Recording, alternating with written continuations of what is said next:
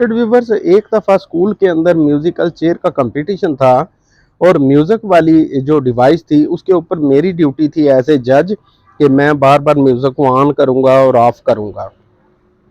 अब होना ये था कि पहले अगर 20 बच्चे थे, फिर 19 रह गए, फिर 18 रह गए। जो जो चेयर्स कम होती जा रही थी, तू बच्चे मतलब कम हो रहे थे, चेयर्स भी कम होती जा रही थी।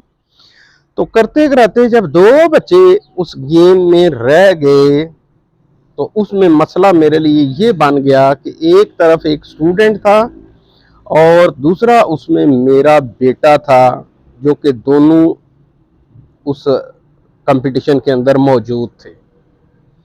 अब ऐसी सिचुएशन के अंदर मेरे हाथ में वो म्यूजिक का बटन भी था और मैं चाहता तो अपने दूसरे बच्चे को जितवा सकता था कि जो ही वो सामने सीट के आए तो मैं म्यूजिक बंद कर दूं, या अगर चाहता तो मैं अपने बच्चे को जितवाना चाहता तो मैं म्यूजिक उस वक्त बंद करता जब मेरा बच्चा जो है वो चेयर के सामने होता और दूसरा उसके बैक साइड पे होता। लेकिन मेरे ज़हन में एक बहुत ही अच्छा उस वक्त ख्याल आया कि म्यूजिक चलाने के बाद मैंने अपनी आईज को मुकम्मल क्लोज करके मुंह दूसरी तरफ कर दिया और काफ़ी 30 40 50 सेकंड गुजरने के बाद मैंने बगैर देखे बच्चों की तरफ मैंने म्यूजिक बंद किया।